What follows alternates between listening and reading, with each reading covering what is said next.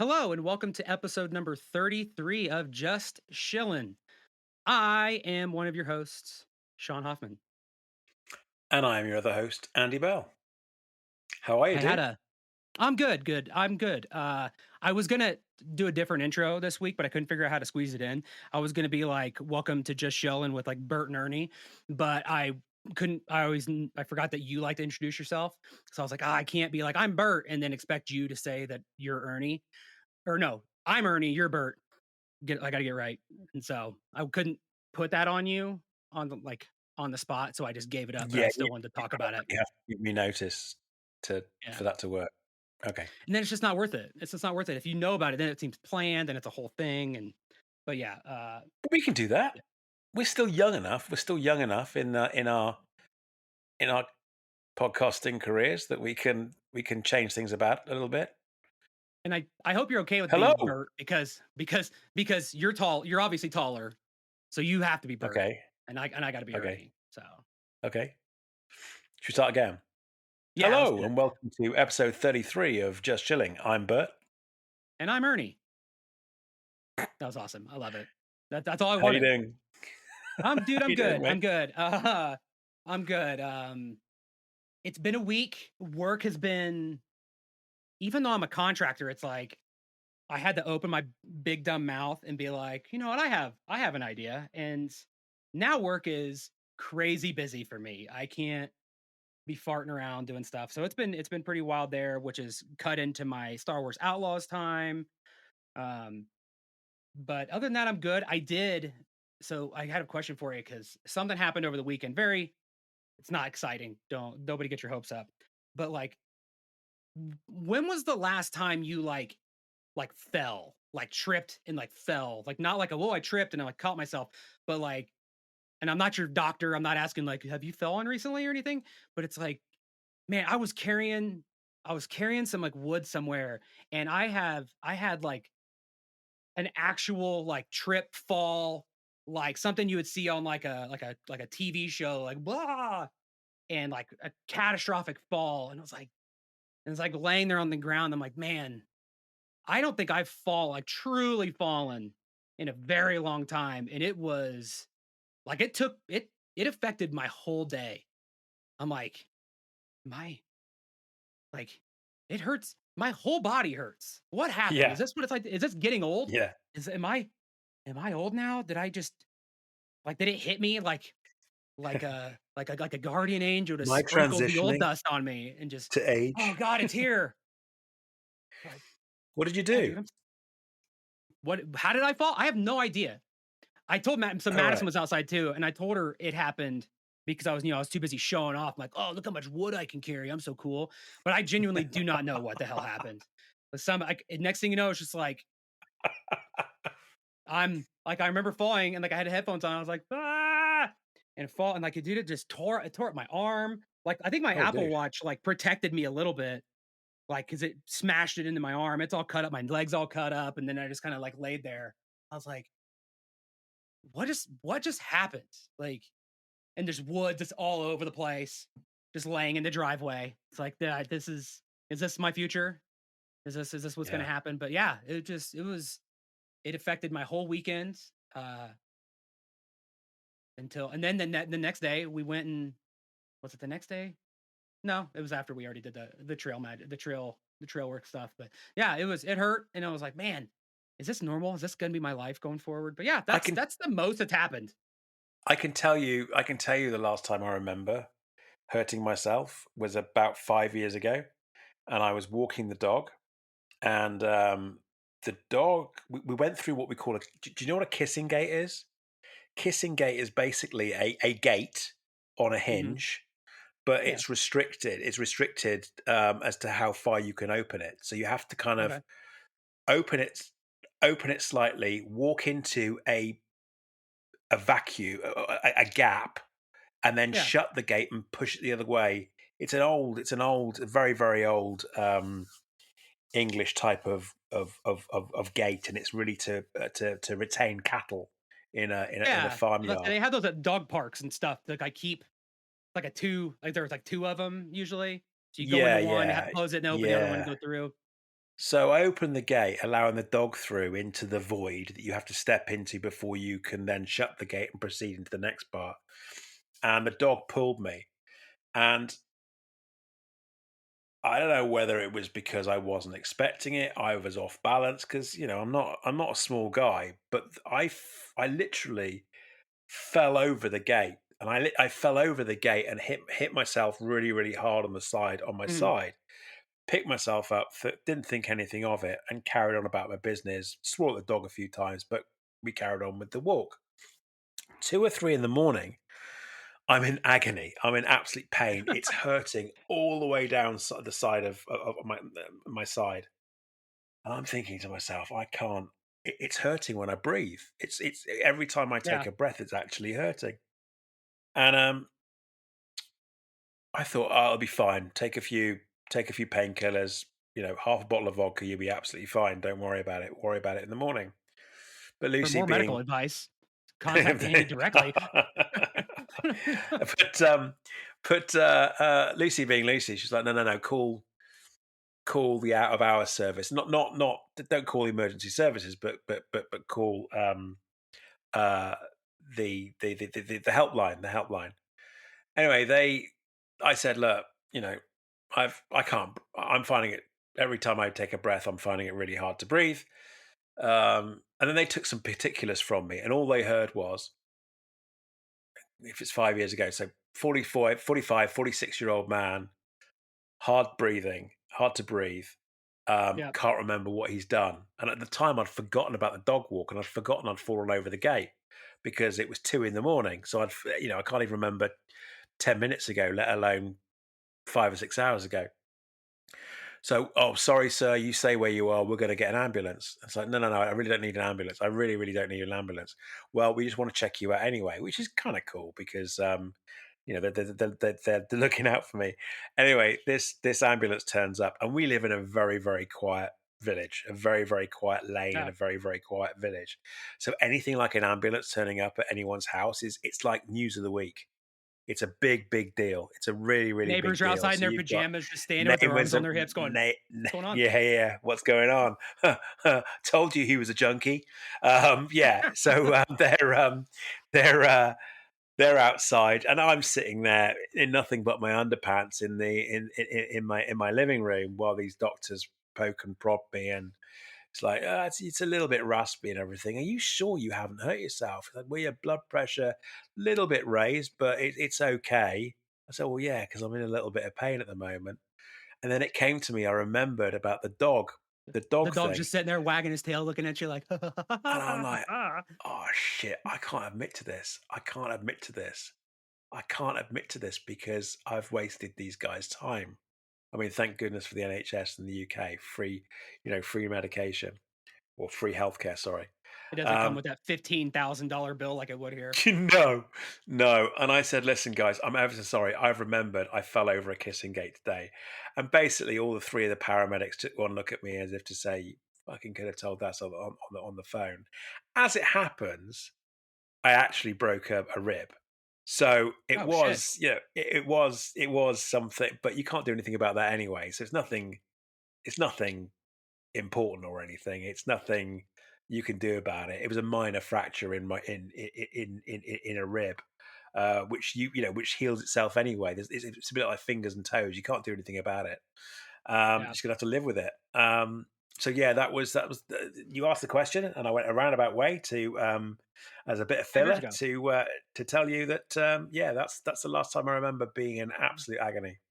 Well, that does remind me of a little bit of the post, the after. So like coming inside later, and then the panic as we're sitting on the couch, and I'm like, man, I'm kind of like clammy. I got a headache, my neck and hurts, and then like I noticed that like yeah, I fell on my left side, so like my left side hurt. I'm like, never be Yeah. too careful. What's the signs? And it's like your left side hurts. It's like shit. You're clammy. Fuck. Like you got a headache. Something. It's like, oh God, it's all the things I got from falling. I'm having a heart attack. It just shook everything loose. So just sitting on the couch, just being like, don't freak out. It's just because I fell and all the wood fell on top of me. It's like, not that this is the right thing to do. You should always take it very seriously. But I'm like, I did literally like my arm, my whole left side is like bleeding. And so it's like, okay, I stopped being clammy when I stopped like thinking, is this a heart attack? Am I having a heart attack? Am I having a heart attack? And then it went away. And so then I just got really stiff because on top of that and all the trail work stuff, it's like it feels like I Yeah. got hit by a dump truck. And so that's been fun. That's been my week. Um, That, 'Cause you should talk about that a little bit. That trail work you're doing. You sent me some photographs last week, and that's some heavy duty stuff you're doing out there. so yeah, we had a 3-day weekend this past weekend um, for Labor Day. Don't ask me what that means. I don't know. I've never known. Um, Mhm. I don't know. Yeah, it's crazy. I should probably look that up. Um, so we had a 3-day weekend, and Friday and Saturday we went and did two different trail volunteer things again. One of them being, uh, well, that was brutal. That was really like we're up around 10,000 feet in elevation, um, just kind of clearing giant lava rocks, like lava stone Yeah, gravel off the trail to kind of flatten it. Because this whole trail is supposed to be graded. It's capable of being. It's all graded for stock, like horses and stock animals and pack animals, things like that. Now, I wouldn't personally as an individual, um, but you got to go out there and clean up. I mean, that was hard. That was really hard. And then we got down. Then we got into this habit of like we were on a really steep hill, and then we were like rolling rocks down this hill, just watching them just and just going and it's exploding. That was a lot of fun, but that was hard work. Um, then the next day we went up north where we actually happen to have a wildfire right now, about 2.5 hours north. I like going there because there's a really good coffee place on the way. Um, and there we were doing uh like it's called a log out where you take a big crosscut saw. It's like a big Looney Tunes 5.5, 6 foot saw, like a I two-person saw. saw. And you go to areas where there's been a lot of wildfires or hasn't been cleaned up in a long time, and there's just logs lying, like these big trees laying over the trail, and you get them out of the way. You cut them up, clear it out. Learn how to use the big crosscut saw, which is that's a whole different thing of like every you can rabbit hole with like any hobby. Like, oh, I can get really into RC cars or power tools or paints or God knows Star Wars.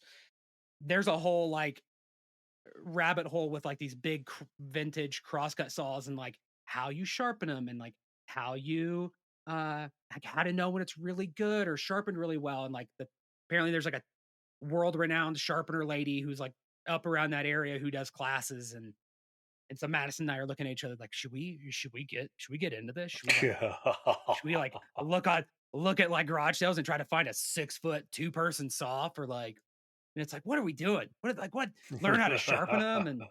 But no, it was fun. Like the second day with the crosscut, it was just the three of us. It was like the leader and then Madison and I. So we couldn't really like take breaks or like hide. It's always like, all right, who wants to be on the other side of this? And dude, that is you think like, "Oh, I feel good. I'm, like, in reasonable shape."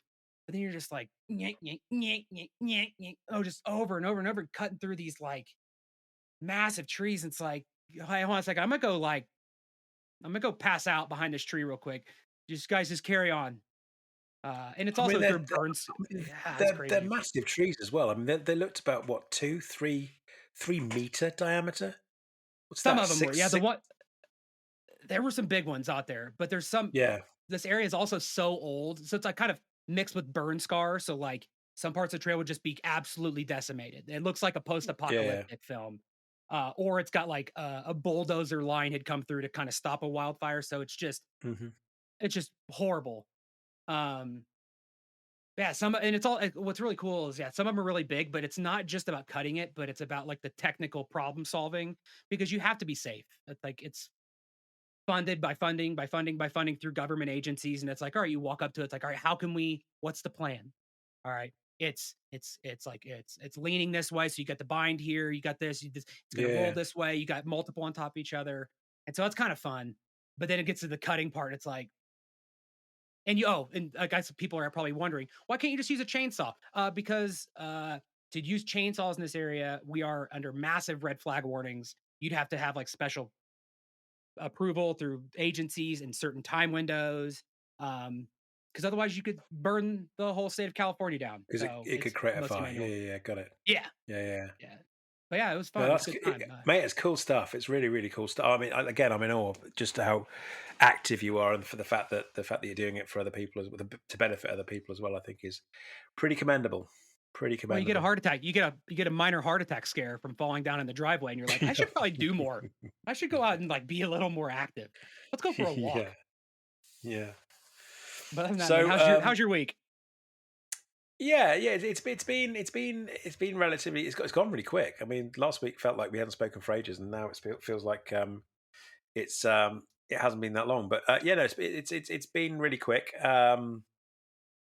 Spent the weekend trying to get Lucy tickets to go and see Oasis, which was Oasis is one of her favorite bands, and I thought, well, it's a big year for us next year. I think I told you that it's our 30th next year, and why not? Let's try and get some tickets. Good God, I wish I hadn't bothered. And we must have been at it well over 12 hours, if not 15 Damn. hours. But yeah, we started first thing in the morning. We knew there was going to be a rush. I'm on one website, Lucy's on the other website. Um, we've got multiple screens open. In fact, we had about four. So including laptops, we had about five devices all working on these sites, and it was just chaos. It was just absolute Yeah. chaos. You get through. We queued for a very long time, like an awful lot of other people. You get through, you get accused of being a bot, you get thrown off, you have to start again. You get through again, you get the system um, thinks you're a bot, you get thrown off again, which is ironic because the anecdotally or allegedly, sorry, the amount of bulk buying that happened on Saturday was Hmm. dis- disgusting, absolutely Yep. disgusting. And the secondary market at the moment is rife and way overpriced. Anyway, get through a third time. So you're 199,000. We started off 199,000 in the queue. We then get through to the landing page. So you queue to get onto the landing page. You then on the landing Hmm. page, you then choose the venue and the date that you want to go. And then you queue again for another 4 or 5 hours to get the option to get to where a point where you can actually choose your seats or your standing place on the date that you've chosen. Only to find out by the time you get there that it's all grayed out and it's actually there are no seats available. That there's no tickets left for that particular day. So you then think, well, we'll try a different day or we'll try a different venue. But of course, you've got to go all the way back to the beginning again. Hmm. So bearing in mind that I mean the main players here are obviously Ticketmaster. Bearing in mind they've got one job, one purpose as a business, you'd think that their IT was a heck of a lot. Well, you think their cloud, or at least their servers or their cloud facilities would be a heck of a lot more robust and resilient than what they were, because between every time in between us either getting kicked off or finding that we couldn't get tickets, the whole platform was crashing. So you'd think that that's one thing that, as a ticket business, that they would actually invest in, was their infrastructure. But Or, not only that, you'd think that the architects of their service would also consider the experience of might actually be enriched, and it also would take less load. It would be less load on their platform if they had the wherewithal to actually tell you which dates are available before you select them, and that had free spaces still or free tickets still for those dates, rather than actually yeah. have to go through, uh, or even some sort of logic that if you didn't get through to you didn't have the opportunity to get the date you wanted, that you go into an interim, um, I don't know, atrium or something to actually reselect again rather than have to go back to the very beginning again. All in all, an extremely frustrating experience. I know of people that got tickets, but there was a lottery the day before, excuse me, which enabled those people to be able to um, join the some sort of pre-order, The pre-sale. um, Yeah. the pre-sale stuff the day before, and that seemed to work okay. But from this experience, and it made me think of a little bit about the panels over at Celebration. Hmm. From this experience, there were so many people like us that were waiting so long. Actually, a lottery would be a better That's would be exactly what I was gonna say. a better option, whereby you register your interest, and if you're lucky, you get a ticket. If you're not lucky, you don't get a ticket. Yeah, you would As think opposed to this that chaos. you'd think that with all of the scrutiny and eyes that Ticketmaster has on them for all of this Yeah. shit they've been doing for as long as we've been around, that they would have somebody in any kind of position go, "What if we rethink the problem?" Like, this is something I talk to Madison about all the time. Like, every time I'm like in between jobs, I'm like, what if I think I could go work at Ticketmaster and really make a difference and just be that person who's like the martyr who's like, what if we just didn't do it this way? What if we didn't do and everybody coming through the gate at the same time? Just do a lottery, say you're interested, and if you get picked, come give us your money. And if you don't, tell us the dates, locations that you're interested in. You can get a ticket or you don't. And if you don't get one, we just send you an email saying, better luck next time and save everybody a ton of time The only and just move on problem, with your the only lives. problem, the only problem is that big business doesn't win with that, because what you can't do is you can't implement dynamic pricing, which is essentially what happened on Saturday as well. And let's see how So that when goes we, with EU and US regulators very, very I was soon. Let's about to see what say, happens. UK are also looking to implement something against that as well. So you got someone like you eventually get into the lobby and you choose your tickets. Sorry, you choose your day, you choose your venue, and you get to see there and then the price of the tickets. Let's say a standard ticket is 150 quid. Let's say Yeah. $200. You then go through, in our case, to nothing, because there are no tickets available. But by that time, it's already 500 quid 4 hours later.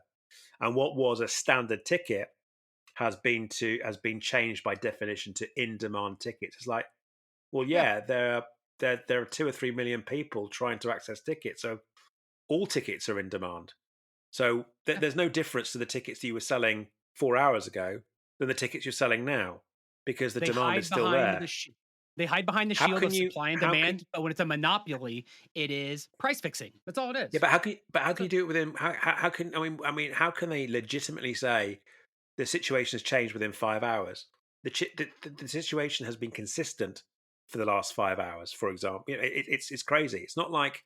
well, they I mean, hide but it's behind the not. surge pricing model of like Uber and stuff. They're like, oh, there's more demand, supply and demand, but when there's only one provider, that's just price gouging. It's price fixing. Is Yeah, all it but is.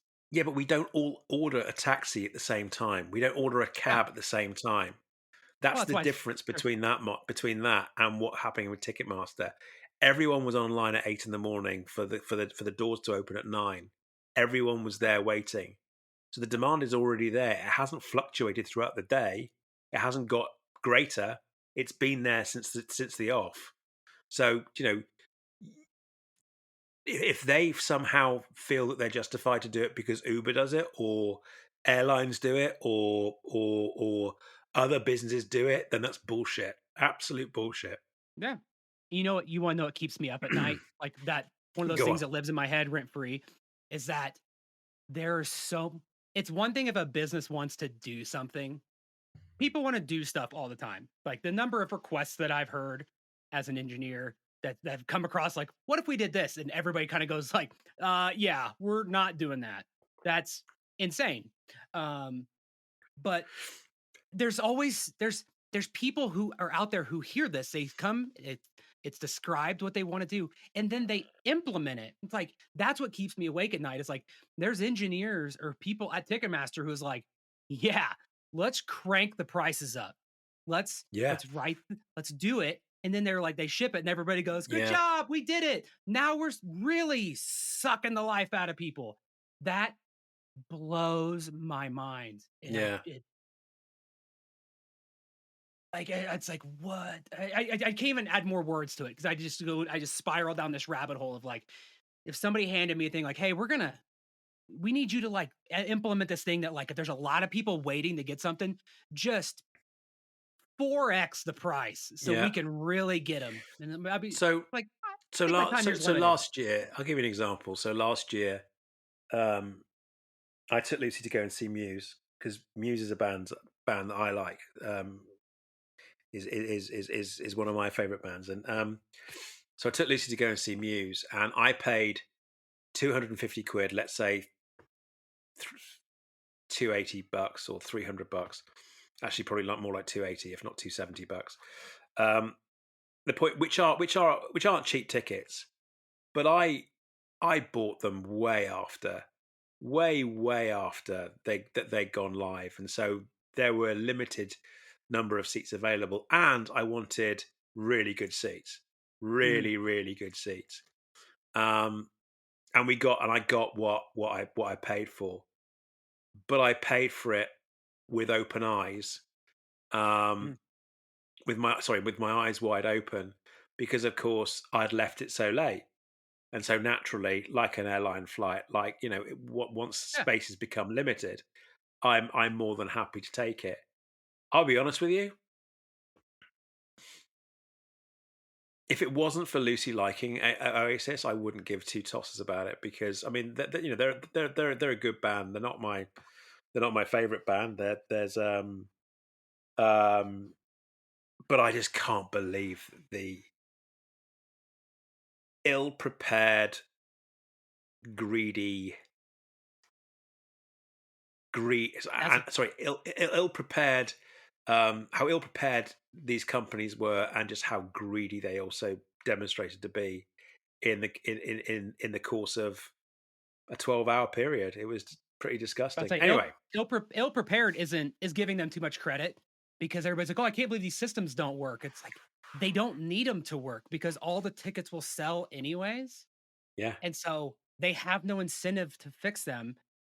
And I hope the regulators just really like Ticketmaster's one of yeah, those ones where I just hope like the US and EU just take that hammer and just really knock them over the head with it. Like I yeah. really want that to happen. And I hope it happens while I'm alive before my Well, this is. I driveway mean, heart this is it, attack. and it's the last thing I'll say about it. I mean, ironically, the day before, a few of the tickets, or some of the tickets from the pre-sale, um, was ended up on eBay, or they ended up on, um, what's it called?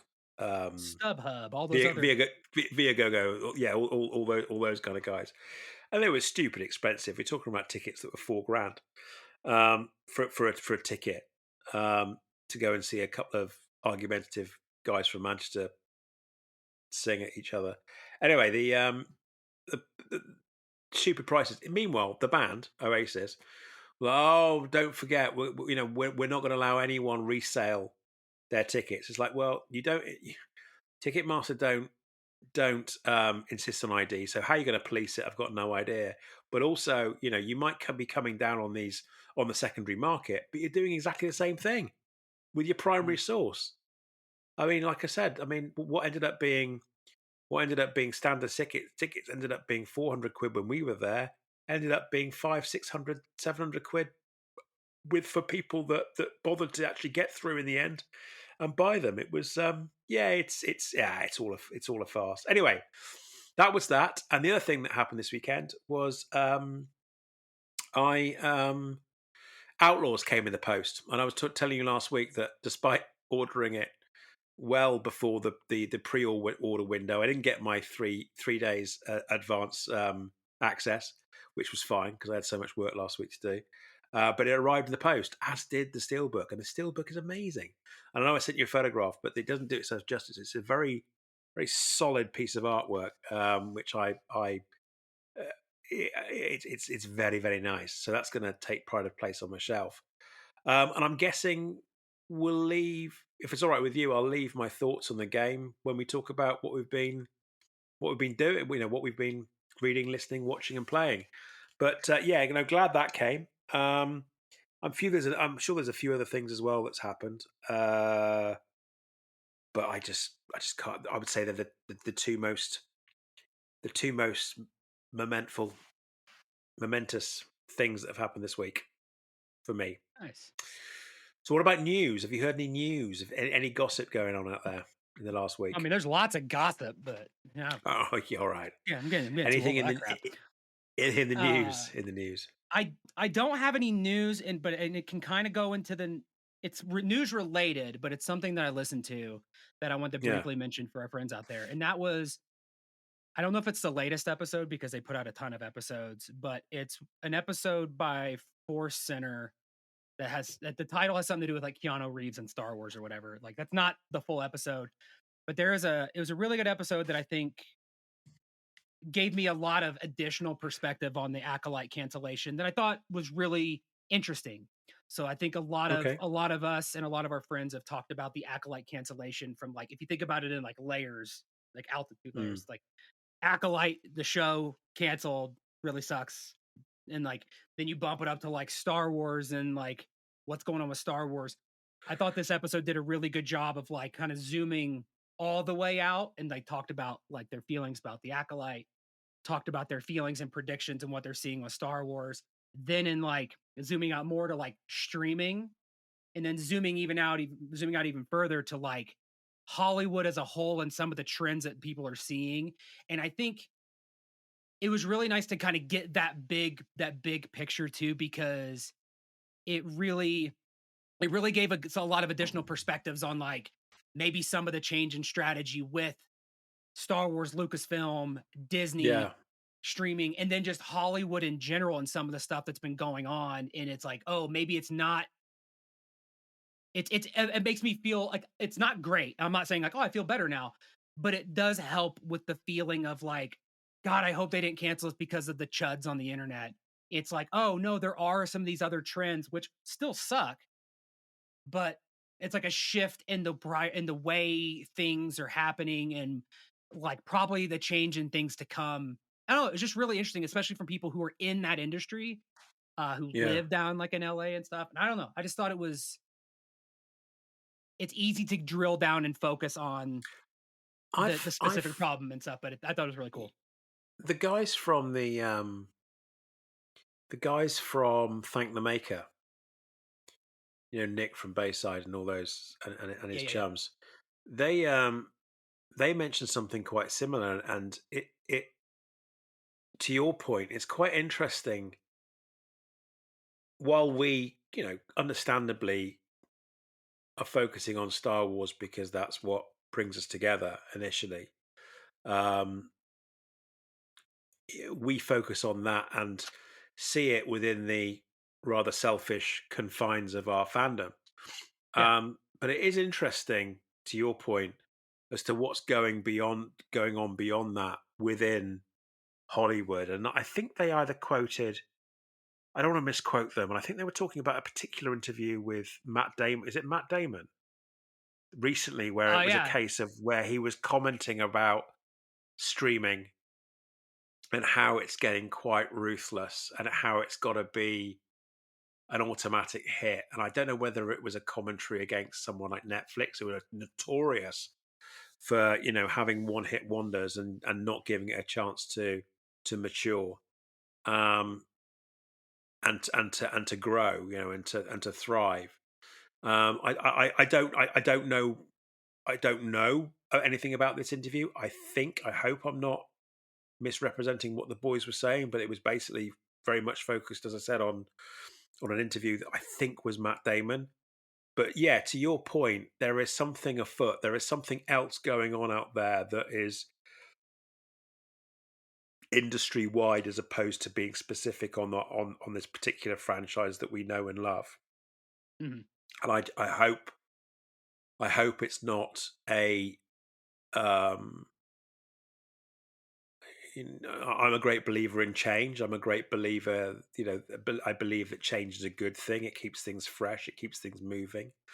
I love the idea of sustaining momentum, but I hope that it's not going, the Hollywood or entertainment or media in general isn't going down a line where it's it,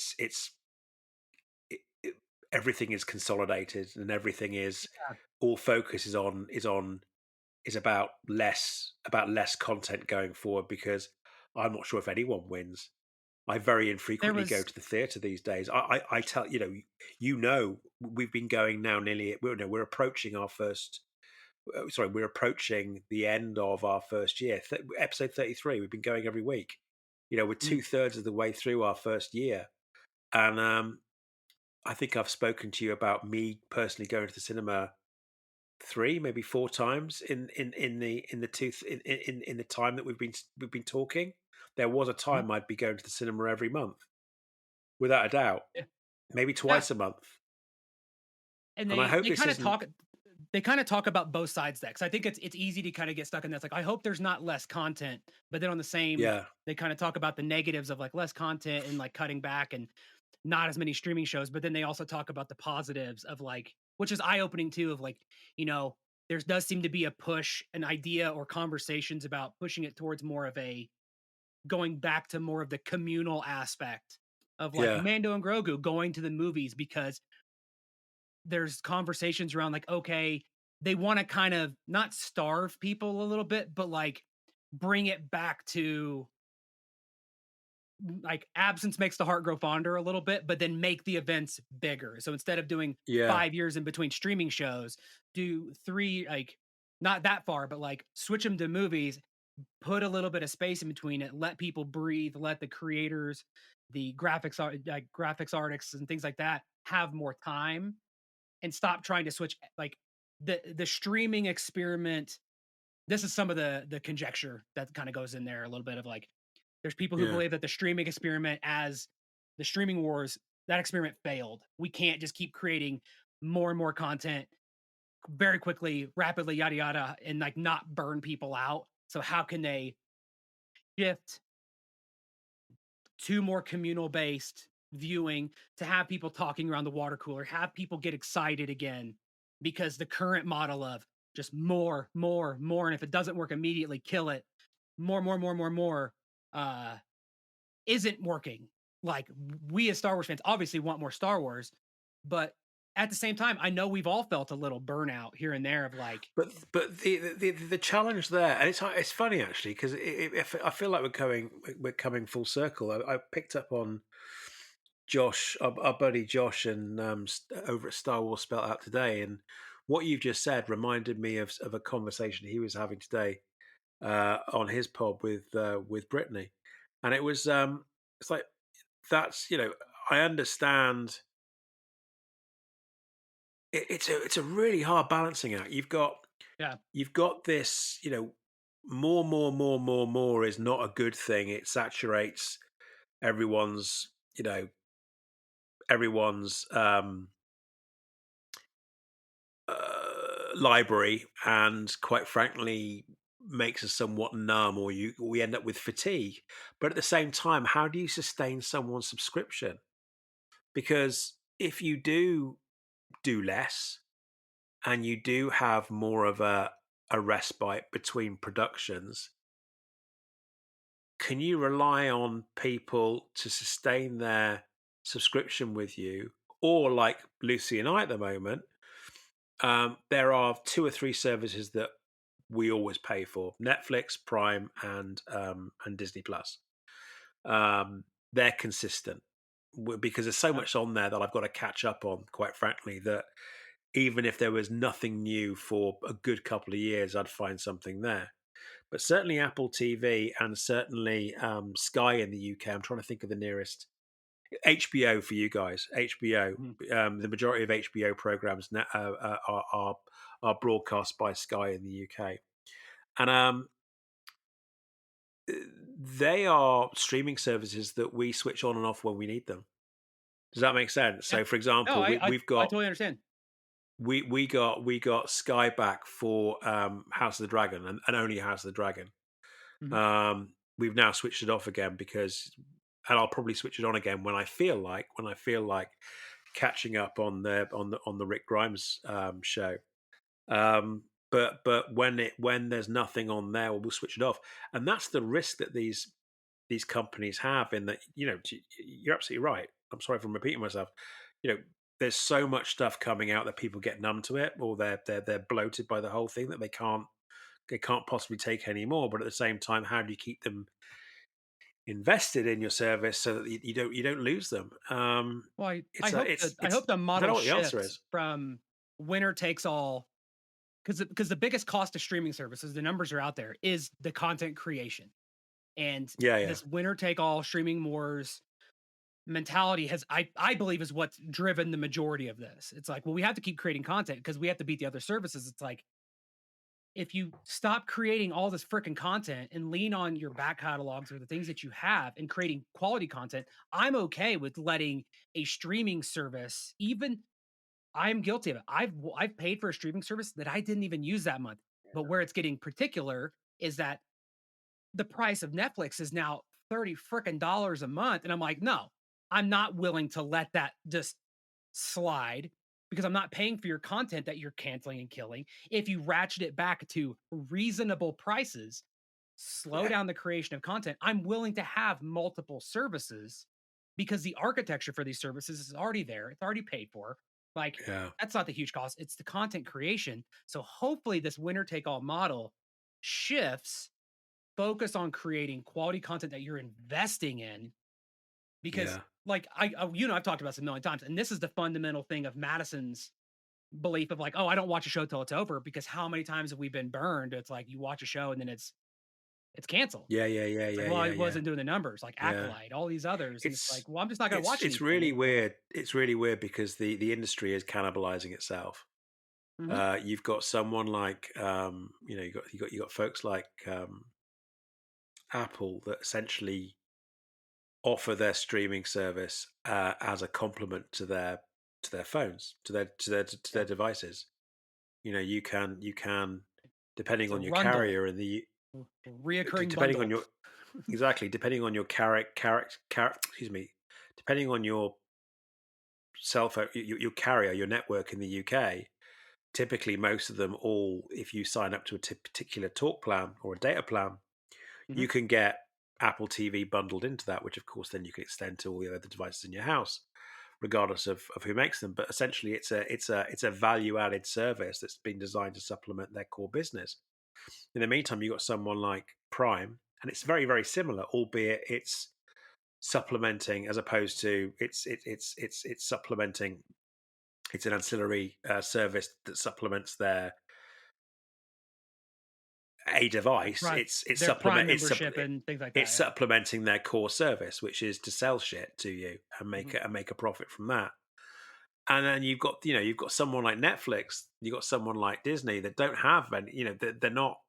It's not an add-on for anything else. It's not for another one of their for their core product. Their core product is the subscription service, even if we're talking about the movies that end up on the subscription service, Hmm. ultimately their core product is the entertainment. Yep. Um, and it's weird. It's really weird, and so they therefore try and compete with each other on price. And it's like, well, whereas whereas one provider is their content is subsidized. It's subsidized Hmm. by a core business like Apple, like Prime. Whereas others, there is no subsidy there, and so they're finding themselves driving their value to the ground into the ground because there is nothing supplementing or like I said, subsidizing what their core content. It's crazy. It's really really mad. And All the um, lines can't go up, and sometimes there has to be a business unit that yeah, is and there for a purpose, but it's not an always in the green or always in the black thing. It's just, but it needs to be there because it's foundational to the ecosystem or the brand. But yeah, sometimes it just has to suck, you know. But yeah. But rather than rethink their model, they look at means as they look for means to reduce their operation expense, their mhm, OPEX. yeah, They strip out operational expense in order to compete at that price level yeah. because they can't supplement it, which is the reason why you've seen so many cutbacks in Disney, for example. I mean, certainly Disney That's why I Plus see Willow taken themselves. down. Well, yeah, yeah, yeah. But even the It's all about the people line working going on up. Disney Plus, Yeah, yeah, yeah. yeah, yeah. Even the people who are working on Disney, there are a lot less people than they're working for Disney Plus now than they were at Mm. launch. And you could say, well, that's because they were going through the launch cycle, and they're now a little bit further on in their services life cycle, and it needs less people to maintain. That could be the case, but the point being is that they're looking to sustain their position because people complain when they add 2 or 3 quid on the monthly subscription cost, and so they're trying to also strip out costs Mm. from their opex, and you can only that's very short term thinking, really really short term thinking. There's Um, this actually reminds me of something. It gets like it suddenly clicked for me. Madison yeah. used to work for a company called Mubi, which is a streaming platform of strictly curated content of like really quality movies or really quality content. They have a very limited library, Oh, and cool. they charge a subscription for it. I never got it. I'm always like why would somebody pay for like something that like the window of content is always shifting and moving, and Hmm. like it doesn't have an expansive library. But now, many years later, now I'm sitting here going, it's genius. It's genius. Yeah, The content library, like I go on and I canceled Netflix because it just got to be too much. But it's like, yeah, the quality content wasn't there, or at least it was so lost in the ether of the weeds of just garbage content that's being churned out, that I get the movie model now. Like, yeah, yeah. maybe those art house films aren't always there, but it's like this curated quality content, not just everything we have a license for. It's like I finally see it. It makes sense, and it just hit me like a ton of bricks because I was always like, "Why? This is weird. Why would you only pay for a streaming service that only gives you 15 movies, and they sometimes they leave, and sometimes new ones But come in." those 15 movies typically would be the types of movies that you would buy in physical media form because you want to Yeah, or they're just hard to because find, it's like they're something artsy movies or quality. Yeah, whatever. yeah, Yeah. yeah. No, I like that. Yeah, I'm with you, man. No, I'm with you. That's cool. Very, very cool. So, any other? God, that was news. Sorry. Any other news? That was. Did you pick up on? No, no I other got a news. couple of things. Nope. What do you Um, got? Sigourney Weaver confirmed for the Mando movie. I think I knew that before we spoke last week, but we didn't talk about it. Anyway, point being is that she was in an interview recently and she confirmed verbally during an interview of some sort. Again, I don't know what it was because I don't do my research. But she's confirmed for the Mando movie. I think Pedro Pascal was getting quite excited about it on his social networks. Any Um, predictions? Any predictions on who she plays? well, What she plays? I'm not one for trolling, and I'm not one for placating any kind of trolling whatsoever.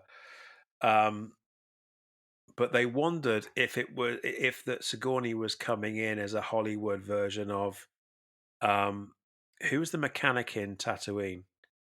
Pelimoto. I was gonna say Pelimoto's sister is my like just my gut. Yeah, that I read that and I ashamedly laughed, and but I because I'm evil and I need to go to hell. But I did, yeah. No, I don't know, mate. I don't know. I hope it's something. I hope it's something not predictable. I hope it's not a bloody Imperial. I hope it's not a bloody rebel. I hope it's something a little bit different. I don't know. Maybe a smuggler. Maybe a Mandalorian. Um, come to claim the dark saber. I don't know. Who Is it knows? is it I must K? Is admit, it K? Is it K from Outlaws? I'm my timeline's all messed up, but could it be K? I don't know, mate. I am. I must admit, I am since the disappointment of Acolyte, which was new and tried to be different. Um, I'm I'm a little bit I'm behaving a little bit wait and see about Star Wars at the moment. Yeah. I will always love Star Wars. I'll never be switched off from Star Wars. But especially when I felt that the end of season two was maybe a really good, a really good ending for the Mando story, certainly for a while anyway. And I was a little bit disappointed with season three. Um, what we saw in the Acolyte was new, and I think I've said from day one, what I really respected about it is what it was trying to.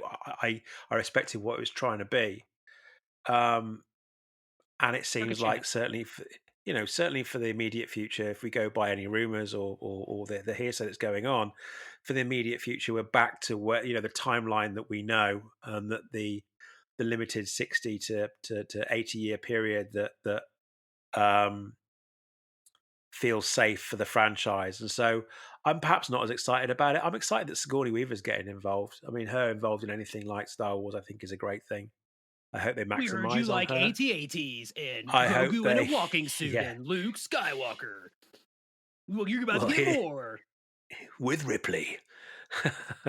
Hey, you Now never you're gonna know. get two and a Crossover half moment. hours of it. That'll get everyone's blood boiling, wouldn't it? If they did a crossover with Alien. Talking about Alien. Hey, good segue. Um, there was an Alien Earth teaser. So if you remember Alien Earth being the TV series that is in production and looking to come out in 2025, very very quick teaser. Ended up being a glimpse of a xenomorph, nothing more than that. But that got me a little bit excited. That just some confirmation that that's on its way next year. Something to look forward to. And then Elle Fanning is confirmed for the Predator Badlands movie. So Elle Fanning is an actor that I really really like. Mhm. I think she's really really talented, and she's confirmed for the Predator Badlands movie, which I believe is going to be set in slightly in the future, which I thought is somewhat not an odd choice, but the guy that directed Prey, which I love, I absolutely Yeah. adore Prey. I thought that we were going to see a lot more of Predator stories in the past throughout the history to kind of really cement that notion that they've been hunting us on Earth Mhm. as prey for quite a few years. And there was talk of a film being set in feudal Japan, which would have been flipping amazing. There was talk of a film being set during one of the world wars, World War One, World War Two, which again would have been great. I love that, that twisted take Yeah. on history. I love that stuff. But it seems to be in the future. All I know is it's called Predator Badlands, and that Elle Fanning has been confirmed and signed up for a role in that. And that's I really would the only not news mind. I've picked up on, mate. I would not mind if they just kept not regurgitating because it sounds like it's a clone, but like Predator, if like who cares about canon or anything like that? Just keep making prey like movies where it's a Yeah, predator and like a couple in just different scenarios, different time frames. I would watch that every single time. If it's like Prey, like here's a future one. Here's one on a space station. Here's one in World War II. Here's one in a yeah, potato chip factory. Like yeah, just make them and I'll watch it every single time. Love it. yeah, yeah, yeah. Yeah, I love that stuff. And like I said, I like. Sorry, I'm repeating myself because it's late. I love that perverse take on history. Um, Yeah. Love that, love that. So, what have you been watching, listening, or reading anything this week? Anything that has tickled your fancy? Well, I can't read, so there's that. But I did watch something. Madison randomly, I have no idea what the context was. She's like, "Hey, you want to watch this movie?" And it's called, and we did. It was called Perfect Days. I don't know if you've heard of this. Um, it's from 2023. I don't know the names of any of the actors. It's done with Japanese actors and stuff. It is a. I liked it a lot more than I thought I would. I won't like ruin it for anybody, but it's kind of more of an on the artsy side, not like Pretty Things or whatever that other one that movie you didn't like. Um, I didn't say that. I thought it was. It that's what was. Madison thinks. That's what she says. I. I know. Um, You haven't helped me there, have you? hey, I'm not gonna get in the middle of this. I'm I just make things worse. But it's like it's a really good movie that kind of makes you think about like what it means to be present and in your life and like accepting the life as it comes. Basically, the main actor, he works for the Tokyo Toilet Company, where like he goes around and cleans like the public toilets. And it's not a documentary; it's a movie. It's just I don't know. It was really good. Um, yeah, it forces you to kind of think about things. I like those movies every once in a while where it's like, how does this making Yeah. me feel? How does this what is it trying to and what are these feelings trying to like tell me or teach me? Um that was cool. We really enjoyed it. And then Yeah. I looked up on the internet what other people took from it, and man, there's some smart people on the internet, and they were like, they made that movie even better with their well put together What was that? words. There's a film that came out a few years ago, and I don't know whether it won an Oscar, but it was certainly nominated. And it was about a retired woman that The decided to one with the, retire the on the van life road. one. Yeah, Yeah, yeah. What's the film called? that one we watched that one. That one is called But that was a really good film. Really, really good film. And that's the kind of film. Nomadland. Thank you. Yeah, yeah, yeah. That was a really good film that I started watching and I thought, oh God, I'm gonna I'm gonna suffer through this. And I really, really enjoyed it. It's one of the like to your point, it was one of those films that, a little bit of self reflection If you like Nomadland, I came think from it. you really liked Perfect Days. I think it's Okay. Okay, really that's good. cool. Cool, cool. Anything else, bud? Apart from the obvious that Uh, we'll talk about in a sec? I played Star Wars Outlaws, and I also watched the finale of Sunny. But Okay, fine. Good night, everyone. well, I'll just mention those. Those are the only things. Only things on my Okay. list. So And we can talk about those later. I started watching Rings of Power. So I started watching Rings of Power, which you were looking forward to. I am. Um, and I've watched the first 3 episodes that released last week, thinking But that because you were looking for it, I really, really, really enjoyed it. Really enjoyed it.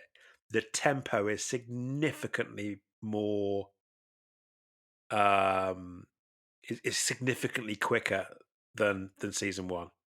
It's nice. really, really good. Have you seen it yet? No, no, I've not. Okay, no, right, fine. So you already like it, so you already enjoy it. So all I would say is that, from my perspective, last year there was the battle between, not a battle, but the rivalry at the time during COVID Yeah, between Rings of Power and House of the Dragon, and House of the Dragon tipped those scales for me. I have to say, Rings of Power, good God, season two is really good, really that's really awesome. good. That's I'm that makes me so really I'm happy to so hear. happy for them. I'm so happy for them, especially against all the frigging trolling they got for season one around the most ridiculous things, like having an elf of color. It's like, for fuck's sake, really? Are we going there? Are we really, really going there? But anyway, I would say it's really, really good. It's it's straight out of the gate. It really is. It's watch it and we'll talk about it. We'll talk about it next week, because I'm very excited about where it's going, especially the big reveal at the end of season one really has paid dividends, sorry, in Nice. episodes one, two, and three. Really has. Quickly though, really quickly. Anyway, yeah, very, very good. I finished watching Welcome to Wrexham. That little tangent that we took last week when we took some time out with the family. We got addicted to that. Yeah, I mean, it's you know the premise. It's Ryan and Rob by a little known football club in North Wales. Turn it around. They're doing really, really well. Huge injection of money, but it's had a massive positive. And the main point is, it had a massively positive impact on the community of Wrexham, which is as I said, it was a very, very depressed part of the UK. Better than going until towards recent cars or an years. infinity pool, so, Yeah, exactly, yeah. exactly, and it's had a really, really good effect. I mean, it's like a real it's a real life Ted Lasso story, really. That's been good. Finished watching Sunny, but we're going to talk about that in a second. Enjoyed the finale. Left me wanting more. Um, haven't progressed any further with Cobra Kai, The Ones Who Lived, Scrub, Time Bandits, Rebel Moon, Part 2. But I already am starting to build a new list after listening to more and more of our friends, especially the guys over at the Sith List talking about it. I've got to get around to seeing The Bear. That's on our new list once Rings of Power is done, as in terms of me and Lucy, our list. The Bear, Andy goes to um, the horse track and bets on all of the horses. Like, you got yeah, them all. You got money on all of them. out of Little in each pot. range, out of range with Josh. Have you seen this? I Outer don't think so. Range. It's meant to be a. I'm trying to think of the guy's name. Who played Thanos? Josh Is that Josh Brolin. Brolin?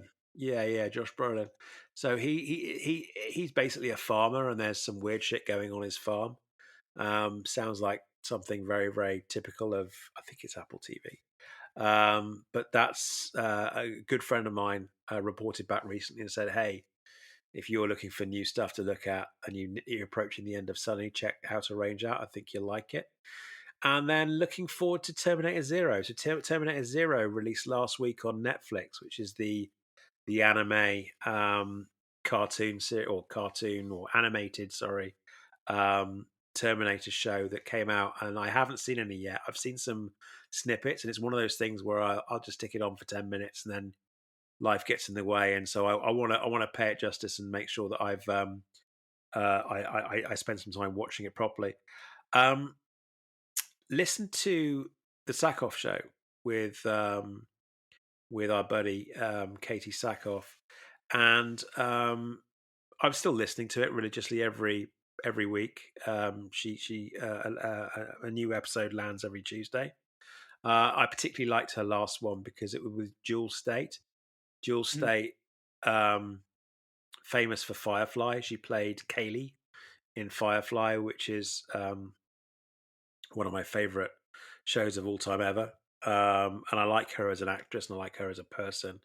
And she's a very, very strong-minded, independent woman that could teach Katie actually a few things about how to live your life and stand by your convictions. And I I really enjoyed it. I really, really Yeah. enjoyed it. And I think Jewel is a fucking legend. I strive to And be at least half as confident or as self-assured or yeah. comfortable with my being as she came across in that episode. I was Oh, you've heard it as well. like, Brilliant. I'm yeah, I glad. listen Yeah, to it. yeah, Like, yeah, yeah. that's usually I listen to him pretty religiously. And some of them, like Yeah. we said before, some of them aren't the best, but then like Yeah. it's the quality of the guest, and sometimes it's like knocking it out of the park with some of these. Yeah, yeah. I know we've talked about it before that her weakest episodes are typically when the whole interview reverts to Katie talking about herself Mhm. as opposed to the the person she's interviewing. And yet every once in a while there's a an absolute gem of a switcheroo whereby the you do end Katie does end up talking about herself, but the questioning and the questioning from the person that she should be interviewing is so Mhm. intense, like the Kevin Smith interview, for example, um, that it lands with me really, really quite well, and I learn from it. And I hope that Katie takes an awful lot away from it as well. And I thought Jill was friggin' awesome. And then lastly, playing. So we're going to expand our repertoire of watching, listening, reading to watching, listening, reading, and playing. And I've been playing Outlaws. So that's a reasonably good segue to ask to say um, it turned up our Sunday last week, so we spoke on Thursday. It arrived Thursday. Steelbook arrived Friday, loaded it, spent the day loading it up while I was working on Friday, and um, I am really, really enjoying it, mate. And I know that there's awful lot of I wouldn't say hate, but there is some hate actually out there for it, and I'm really surprised about that. Um, there's some there's some unwarranted stuff that I don't see in the game, but there's also some of our friends even that have played it, and they're not getting out. They're not getting out. It's the same old adage. It's different strokes for different folks. It's Mhm. not their thing, and so therefore they're not getting as much enjoyment out of it as they did, for example, Jedi Survivor or Jedi Fallen Order. For me, I love it. This is exactly what I wanted. This is exactly my pace.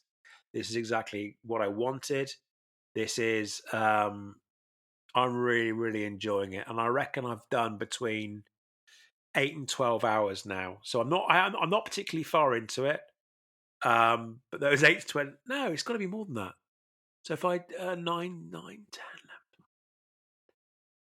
about 15 hours, because I was grinding through till about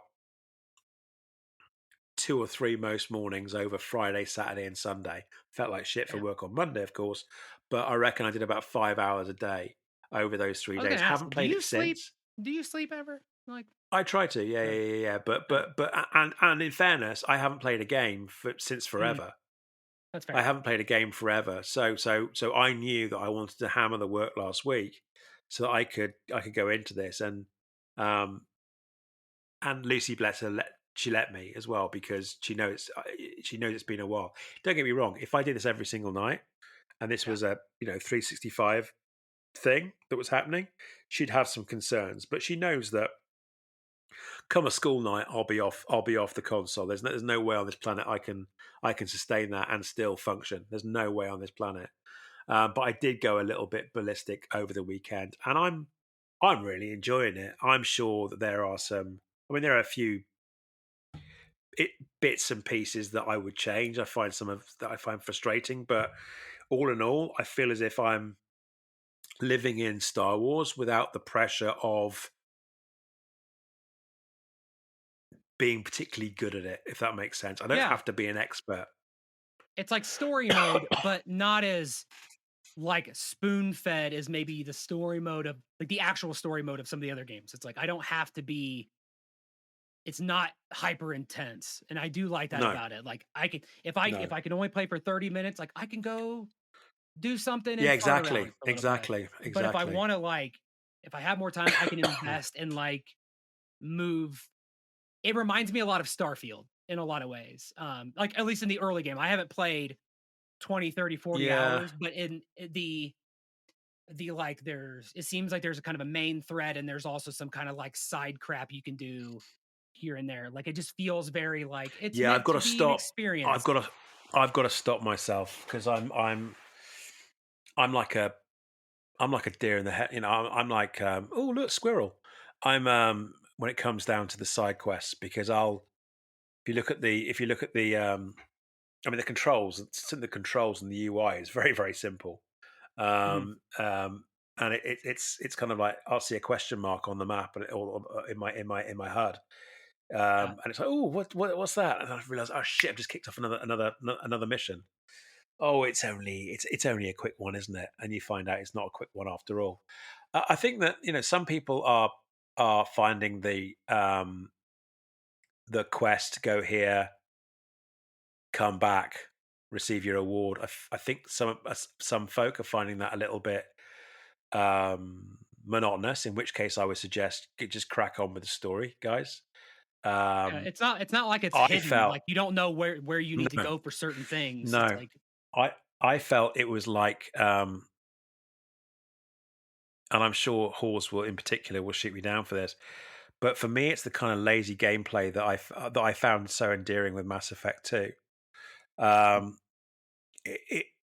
there's less of a okay, so you've got less of a decision. Um, your decisions don't impact the game as much as Mass Effect 2, particularly your partners and your direct ancillary characters in the story. It Obviously, just your changes how much decisions of a pain do. in the ass it's gonna be to do certain other things. Yeah, your decisions do impact your factional standing, so it does Yeah. impact how whether you get on well with the Huts, the and the other cartels. Um, but it doesn't impact your immediate surroundings like Mass Effect did. But I get a real I get a really big Mass Effect 2 vibe from it. And it's so different in many ways, but how I feel about the game is very similar to Mass Effect 2. What about I yourself, mate? I'm really enjoying it. I want more time. It's just been, I mean, like I said, it's been busy this week, and so it's always been like Mm. I don't want to go get invested in it. Like I'll get this other stuff done so that way I can like have a big window of time. And I'm hoping I can get there in the next day or two to like really like I played a couple nights ago and got a big chunk done. I'm liking it. I will steal our buddy Hawes's kind of like sentiment in some parts. There is definitely a little bit of at times there can be a little bit of jank, like a little bit of lack of polish on certain things. Um, like I've ran into a couple times where like I'm trying to talk to somebody, but I'm not exactly in the right spot to trigger Yeah, something. And it's like, come on, hello, hello. Like my yeah, favorite is when I managed to get the speeder beyond. Like I'm trying to stay spoiler free, so I'm not going to say anything like too yeah, detailed. But I love when I can get the speeder beyond the restricted areas, where it's like no speeders here, and next thing you know, I have a speeder in there, and it's like you're not supposed to be in here. Like, and so it gets all like I'm a dog that ran through an electric fence, and it's like, well, shit. Now what do I do? Um, I also got like a side quest that like it went on way too long until I realized that like, oh, like I'm not in close enough proximity to something else to get it to like stop sending waves of enemies. Like I think after I had like 80 bodies out there, I'm like, something's wrong. Something's wrong. Oh, So I was like that when? Sorry, without giving spoilers away, that's not when you steal the ship for the first time, is it? no, it has to do with a bunch of civilians. And I don't so I have a Oh, whole lot of okay. questions around this specific thing because I was in the middle of it. I killed like a billion people. And then I finally went up to the porch where some people were, and then I started having a different conversation while the battle's still ongoing. And then like I was presented with an option, like a decision tree, and I picked one, and it's like, and I don't know what the decision tree did. I don't think it did anything different at all. Yeah, And then I go back to this battle, and I keep doing it, and then finally I'm like, this is like when like there's just like assets start to pile up, and you're like, yeah, this is yeah, wrong. Something's wrong here. And then finally I yeah, move, and it's like, oh, then I killed some more. Then it finally ended, and it's just like a wasteland. Ugh. I'm like, I don't think that was right at all, but it's fun. I got a lot of yeah. practice. Um, but no, I'm really enjoying the game. The whole thing about the question marks, I got burned by that pretty bad at one point because I was like, oh, I'm gonna go do this thing, not realizing that I was going way deeper into an area that I had any business being in, which uh, proved problematic. um, Yeah, yeah, yeah. getting out of. Uh, and so I was like, yeah, maybe I I, don't do that again. But it's fun. I, I am having fun. the things that bug me, which I think, again, high potion and blue harvest this last week have been really good and a relatively comprehensive overview of what's going on. Um, so I'm kind of my position is really much on how I feel about it. If you want to know more about the game itself, listen to Yeah. those guys because they know what they're doing. And Eric as well over at the Sith List. He gave a very quick rundown last week on the Sith List, which I thought was good. Um, but yeah, for me, I mean, the biggest frustration for me is when you um, are in the a huge mechanic within the or part of the gameplay mechanic is stealth mode. It's a huge part of your main character's purpose and their ability is stealth and breaking into stuff, slicing. I love that shit. love that stuff. None of this Jedi lightsaber whoosh Does the whoosh slicing feel shooty shooty responsive to shooty you? I shooties. keep forgetting to ask you that. Like, Yeah, yeah, yeah, the yeah. It's pretty good. mine always feels a little bit laggy. I think it might be. I'll check and see what's going on. See Yeah, if it's because I think it's because ironically I couldn't work out that I had to get into the rhythm. The yeah. Friday that I booted it up and I start slicing stuff and I'm like, this is insane. This is absolutely insane what's going on here. And then I realized that let it run a couple of cycles and work out what the rhythm is. And once you work out what the rhythm is, but most importantly, the timing in that rhythm, you pretty much get it okay. And touch wood, I've been okay up until now. But because a lot of it is slicing in, breaking in stuff, sneaky, because you are mortal. You are mortal. You're not a Jedi or some sort of super trooper covered in armor. Um, you have to sneak, and so an awful lot of the game time is you sneaking about, and typically that might well be in environments where the downfall of you being caught is that you fail the mission or you fail You the go all the objective, way back. and then you go all the way back to the beginning, and that's the one thing that I'm like, oh no. No, Yeah. no, no, no, no. And it doesn't even save some of things like some of the collectibles and stuff. You know, you've got to remember the stuff that you picked up along the way because unlike other gaming dynamics or gaming models, is that it typically, you know, you go back, but it would already pick up, if you like, the collectibles that you've already found, Mhm. like in Survivor. So you don't have any of that, so you got to start again. It's like, oh, no way, man. Whereas I would have thought that there would have been safe points, I guess. Checkpoints. Yeah, yeah, yeah. Especially with how unforgiving Checkpoints. it can be. It's like, Yeah, yeah, no, exactly. So that's the one thing that's annoying, but that just means, you know, stop complaining, Andy, and just get better at the game, really, if I'm well, I perfectly think blunt with myself. But that was that's the only thing that's the only thing that's wound me out. I mean, things like the cutscenes, the in-engine cutscenes. I haven't experienced the problems a lot of other people have, and I don't know whether it's because I'm blind. I don't know whether it's because I've no idea what it is, but I haven't experienced certainly the mouth sync problems that people have been talking about. I haven't certainly haven't. Um, the only bug I came across was a guy that was in one of the cantinas, whether it was on the first planet being Canto Bight or whether it was on the planet I'm on now. In one of the cantinas, he was floating in the middle of the floor, but it was one person. One NPC, and he was just literally floating in the middle of the floor, and I couldn't interact with him. Um, but that was it.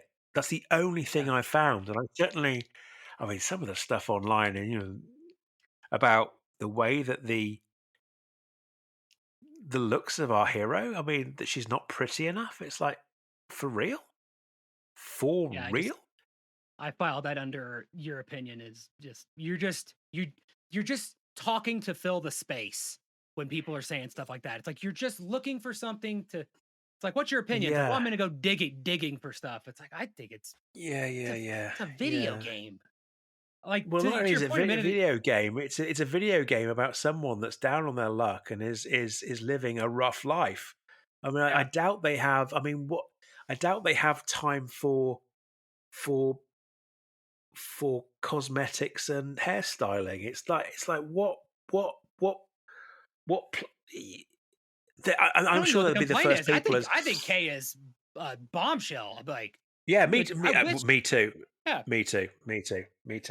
Oh, one thing I do really like as well. One thing I really do like, and I don't know how you've. So sorry. Going back, and I hope we're not spoiling anything, but because it's been in all of the, it's not the story, and I really don't want us to give away the story, and I really don't want us to give it. But I think most people know, and forgive me if you don't, but most people know is that you do jobs. The title of the clue of what the game's about is in the title. You're an outlaw.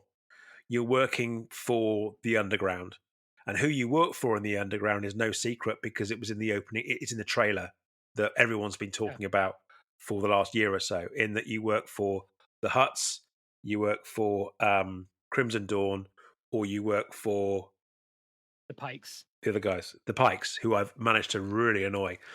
And Yeah, they're the one I've picked. I'm like, I'm gonna piss you off oh, to they the hate me. extreme the They entire game. absolutely hate me. And you do jobs for each of them, and and basically you win favor. And when you win favor with one syndicate, you drop favor with another. And it's a kind of a balancing act. And when I first started playing on day one, I thought, well, if I could keep them all reasonably happy, because I'm a nice guy, I want to get along with everyone. I hate it if people don't like me. I'm quite self-conscious when it comes down to that kind of thing. I really will try and balance this out. And then I saw the sick kit that you get that if you go 100% allegiance towards one, I don't know if you've Yeah, noticed this, but yeah, yeah, yeah. if you go 100%, get 100% approval rating or whatever it's called, you get 100% credibility with one particular syndicate over another. You get all these bonuses, and part of that are outfits and skins. And so I'm now heavily biased towards Crimson Dawn, because the kit that our hero can get is basically a very sleek black Crimson Dawn set of pajamas Mhm. and kit that I really, really want to get because I think she'd look amazing in it. So yeah, I'm hopefully got enough playtime Yeah, playtime yeah, in yeah. this game where I can kind of go up with one cartel and then up with another and down with the other and then up with another, and because the kit, the booty that you get as rewards, I think is pretty sick, because I'm that Yeah, I was shallow. going I'm that to. it's that kind of stuff that I Well, that's the really like. point. That's the point. I mean, I was going to try to keep it balanced in the beginning, but then Mm. on my previously mentioned trespassing adventure deep into the bowels of somewhere I shouldn't have been, that hurts your reputation if when they see you. So me just in there and trying to get out, like really put me in a pretty deep hole with the Pikes specifically. So it's like, all right, they're the one that I'm just gonna Yeah, not redeem myself ever with. yeah, So yeah, the other two are kind of up on the fence. To your point a minute ago about the stealth, I feel like you were hinting at a very specific mission um that I was going to mention. It's like there's one where it's like kind of the first one that's really kind of like uh extreme consequences of like going all the way back to the beginning. And that was one of the ones that I was like I redid it. Like I'm not somebody who's like I'm not a Souls like player where I'm like I'm gonna grind the same boss for I'm no, not it's gonna true be our that. buddy Eric and fighting those two monsters in that pit Oh God, for yeah, for 4 days. Like I'll just be like I'm either yeah, not playing the game or I'm like I just don't care. Um that was getting close to pushing my limit on one of those early missions. I'm like mainly because I couldn't figure out where to go because like I don't feel like I got enough introduction into like what certain things look like. It's not Jedi Survivor where it's like, oh, it's a vine wall or this, and you can do these things. yeah, yeah, Like yeah, yeah, I was farting around all over the place, getting caught, not getting caught. I'm going the wrong way for like a mile and a half, just way deep in the weeds. And then finally it's like it finally like hit me. Like I spent a lot, I think the first half of my hours were spent on this one stupid mission. Then finally I got by it and it's like that came dangerously close to being like this is frustrating, like to the point of like frustrating. Like and I didn't want to drop like my difficulty down, like because then it just becomes a cakewalk and where's the true fun in that? Like I'm but I don't know. It just I was like am. this is I got to share with you a mistake I made, or something that I found out a little bit too late. Was that on one of those missions, and I think it was when you first are able to fly. Not when you're first able to fly, when you've repaired your ship and you're allowed to take off and go somewhere. You're not allowed. You can't do inter inter system jumps. You can't go hyperspace yet, but you can go yeah. I've within only your done system. one flying mission so far. Okay. And Yeah, did you end yeah. up So that's where I went. somewhere? Was that, does that to do a missing mission, or was that to land on the second planet? Oh no, so I was going and getting something. Yes. What Right. Okay. okay, Same yeah. mission. Same mission. Okay. Same mission. I'm talking about. So it was one of those ones where you end up getting off your ship and you have to sneak about and don't get caught. And I kept getting caught, and because I was bored with the whole thing, I wanted to accelerate the me starting again rather than just have to put up with 10 seconds of being shot at until you're caught. Yeah. Anyway, I kept jumping into a pit, and if you know what I'm talking about, it's one of those. It's like the pit you have in the Death Star, in the hangar of the Death Star. I kept jumping in there, um, to get it over and done with quickly. I didn't realize that when you die, they take money off you. Did you know that? Oh, I didn't know. No, I didn't know that either. No, no, no, no. So I found that the hard way because I'm starting out and I'm like, yeah, I'm tidy. Yeah, I'm looking pretty good at the moment. I've got 6,000 credits in the bank. I'm now down to 2,800. What the hell is that about? What the hell Because is that about? that I've that just lost half. Sorry, that go on. mission is very fun because you learn a lot that mission. You learn a lot about, well, what if I just what'll happen if I just do this? And I love this game because it is not afraid of consequences. Like it's not like Survivor where it's like, oh, No, you go in guns blazing and it's like, oh, here's 10 guys, good luck. No, this game it's like you mess around, here's an army. Good good yeah, freaking luck. Like it is not afraid to just pummel you into the dirt. And I love that. It's like because there I am the no. kind I of mean, player who's like, but forget I this. found I'm out that running and gunning. I found out the hard way because this idiot is jumping into a pit like a lemming to try and because I'm getting frustrated because I need to start from the scratch again, and I want to start from scratch as quickly as possible. Yeah. Meanwhile, my goddamn bank balance is going down. Like I said, I lost half my cash. I was like So is it gutted every because there time was you die, or is it because you jumped yeah. into the No, no, pit? no, no, no, no, no. No, every time you die, if you die, you get Nice. shot and stuff. You lose some cash, which really pissed me off because on the planet that that you and I are currently residing at the moment, there's some sweet stock in the there's a sweet jacket in with one of the smuggler vendors. There's a sweet pair of pants with one of the hut vendors. It's like, ah, good God, I could have been suited and booted by now, but no, I've wasted all my You got all money by the jumping into a pit. you got all the bonuses, right, for the pre-order? Like you have the Yeah, Lando, the yeah, yeah. Jin, and the Well, Han. I didn't because I got I got the physical copy. I got the highest end of the physical copy, Mm. which was the one down from the premium digital copy. So I only got one skin, which was the which ironically you can't get. I don't think you can get in the premium. Or no, no, no, no, no, no. Sorry. Yes, I only got one skin, which was the smugglers, which is the Han Solo Mm. type of kit, which you can't get in the Uber digital one. The Uber digital one, I believe, is Lando and Jyn Erso's I have 3. I have Han, skins. Lando, and Jin, um, Oh, okay. and just a bunch of other just junk. Um, I'm wearing the Jin one. I like the Jin one the most. Okay. The reason why but what I then did was like a sucker, because it's me. I then thought to myself, do you know what? I haven't spent enough on this game already. So I then went onto Xbox Marketplace where you can buy basically whatever the difference is between the game you're on at the moment and the premium. And for me, the only thing I was missing were those two mm. extra costumes, and of course I bought them, didn't I? Which was important because you get the little Dice. dice for your speeder, and you get the little Jyn Erso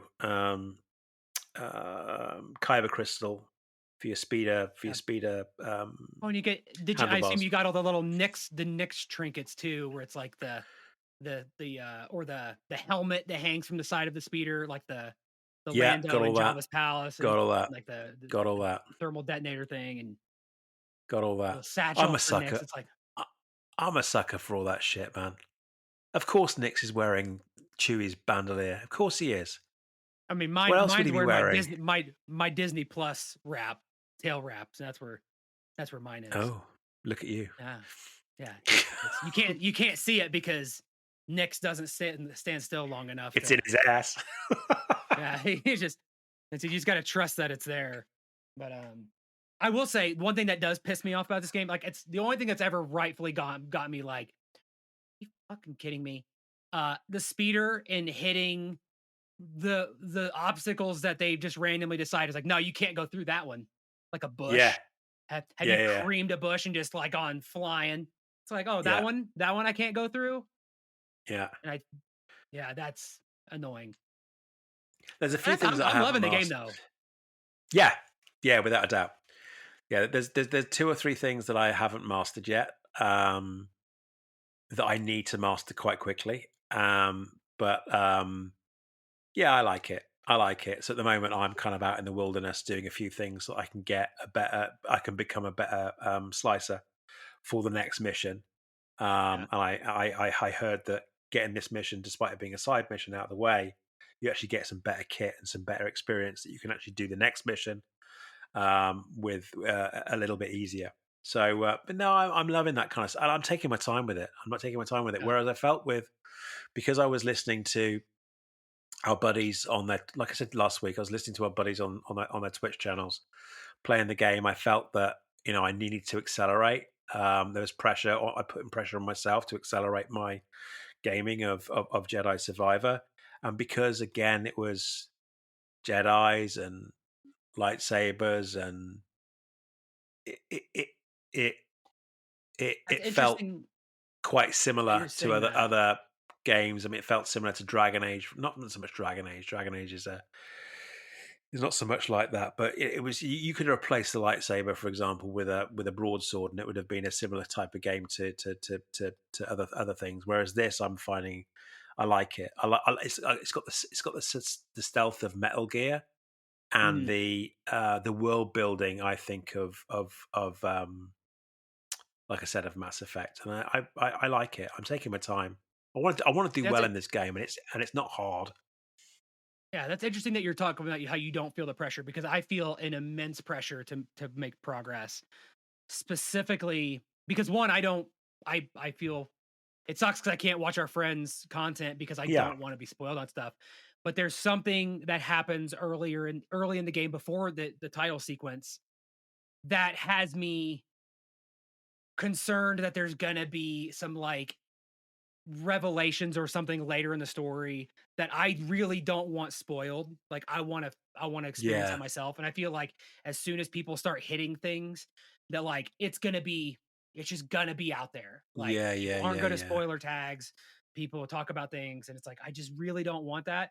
And so I'm like, I need to progress the story because I want to get to whatever some what I just know that there's something from the very beginning ish is gonna come back and like make it a bigger story. Like I want to get there before other people start talking about it, and I just have a gut feeling that that's gonna Oh, I'm happen. intrigued now. I'm not saying give it away. Maybe stick it in the chat, but I'm intrigued what you're thinking. But no, I really really am enjoying it. I really really am enjoying it. It is, for me, well worth every penny. I'm really happy, and it's a pick up and play as opposed to, yeah. I'm sorry if I'm repeating myself. As opposed to the the pressure of getting it done, and it doesn't need, at the moment, it doesn't need as much skill as a player, but also as a character in the game to reach your objective. And there are, what I like about it is there's multiple ways of getting to your objective, um, and reaching and concluding the mission. You don't have to take the most obvious route, or do it the obvious way, or yeah, no, This it's is good my fun. this is my bleeding heart, but I do feel guilty at times where I'm like, I feel like I feel like Yeah, I'm making Nyx do all of the dirty work. And it's like, hey, go over there and be a piece of shit. Like yeah, go be a piece of shit for me. And it's like, man, why don't I do it? But like you have to like it's part yeah, of the it's a video game. It's not real, but there's times where I feel bad. I'm like, man, I am leading Nyx down a bad path of not being great. Uh, Mm. but yeah, I just that's read a what you wrote in the chat, and I didn't think of that. But if I was going to think of it, and people are, it's like this is such bad podcasting. But just to let you know my thoughts very very quickly, I think that you got. I think you're onto something there. I think it's a DLC though. I think it's I think if Ubisoft do this correctly, they'll keep this. They'll be able to keep this dragged out for a long, long, long, long time, and that may well be the full circle that we see beyond the current story mode. I don't know, but yeah, it'd be good to see. I like it. I like it, and I know there's a lot of people that are hesitant on the publisher or the developer, but I think for for week one, I think it's turned out a relatively solid experience. Like it, love it. Good, good. So the other thing we're going to talk about was that both of us is have wrapped up Sunny. We've both seen today the finale of the season of Sunny. So, dude, what did you think of today's finale, and maybe with a little bit of a premise as to what happened, and ultimately, what did you think of the season as a whole? how about this? How about we start with each giving a out of 10 rating for the finale and then an out of 10 rating for the season, and then we can dive into the details. What do you think of that? Okay, finale, I'd say 9, and season, I'd say 8. Interesting. For me, the finale would be 7. Season, I would say 9. Wow, I love a bit of It diversity. I is love it. but it was good. I mean, I know people could be like 7, that's a C. Like, no, I did enjoy it. There was No, a uh C's a 6, a 5 or a 6. You know, if you go A B C D E F E F, a C is 50%. You know. Anyway, sorry. Carry on. I don't know, a grading school you guys got over there in over We're there. really rare. Shit. I would have done a lot better in school. I enjoyed the finale. There was something about it that felt it felt very reminiscent of like the how they wrap up Marvel TV shows. Like there's just like that vibe and that atmosphere where it's like don't show, like keep the focus very closed in. Everything feels very isolated and everything just kind of happens. And for a show that has been so, it's a 9. I give it a 9 out of 10.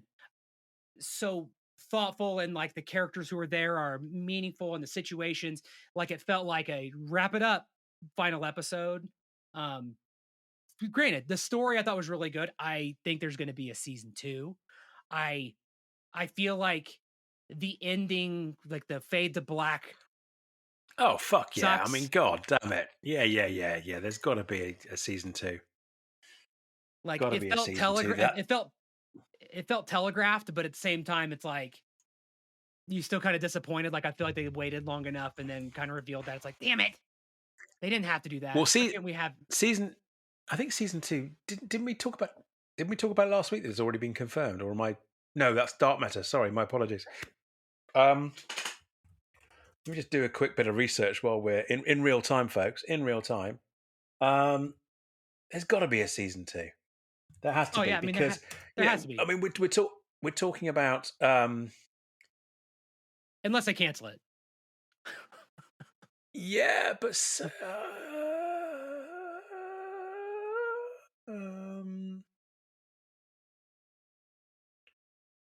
okay, There hasn't been has to be a announced yet. season. There has to be a Yeah, they season have 2, to. I mean, primarily for the we have fact that spent. Rashida Jones's character hasn't really grown as an No, individual, and so like no, we need no, that arc no. to Well, like, no, no. I think no, no, no, no. In fairness, I thought we saw that today. I thought we saw her having trust in her friends and her yes, friends loving her. When we saw, although but I mean that's actually now thinking about it, how the last scene was played out. poor Rosita Jones is actually going to get a bit of an emotional kicking from this. But anyway, we saw that she has learned in the during the progression of the season that she's learned to trust and befriend Yeah. people, and for people to befriend her back. Yes. She calls them her friends. Her son says, "You don't have any friends, Mum." That was And brutal. That so was a that, brutal. I mean, yeah, but in fairness, it was out of the mouths of babes. He was right. I mean, she has been a bit of a twat in the past. So no, it was. I thought it was really really good. And sorry, going back to your point about there being a renewal, there has to be, mate. We've been spending the last couple of weeks. We've been talking about the travesty that is the cancel or the potential of season 2 of the Acolyte not being picked up, and yet you could say the story was complete. It left an awful lot of supposition, an awful lot of really meaty stuff that they need to take forward. This is even more raw. Yeah. The last episode of Sunny if that is, did it feel like a finale? No, it didn't. So in that, I'll No. give you that. It didn't feel like a finale. Unlike we're talking about it with Turbo the day, 3 weeks in a There it row. is. Turbo, I knew it. I knew there it. it I was waiting is. for it. We almost got all the way through. Oh, I was even gonna put a sound effect in, but I forgot. We were meow. We were talking about with Turbo about how beautifully neat the ending of Dark Matter was. This felt like a mid-season close. This didn't feel Yeah. at all like a finale. So in that respect, I get you. I do understand you. And if I was approaching it from your viewpoint, I probably would have had more of a less favorable view on it. But I think that was done intentionally. I think the story writing has been so brilliant that it's intentional. It's so frigging jarring Mhm. as to leave it where it is at the moment that, quite frankly, there's got to be a season 2. And if you don't, we're going to be throwing chairs because, quite frankly, that's what I think that the show creators wanted to leave with you is that, you know, pick up next week. Of course, we're going to pick up I next say, week. Oh, it's not on. yeah, because It's the nothing. end of a Yeah, because season. nothing is truly resolved except for uh No. one small thing that's be huge to her, but but other than that, nothing else really got resolved. It's actually kind of worse. That's actually a lot worse, given the fade to black. But it's when I say it, like my criticism with the ending is that. But I know you didn't Yeah. watch the show Echo, but like there's something about the way that Marvel TV shows end where it's all very intellectual,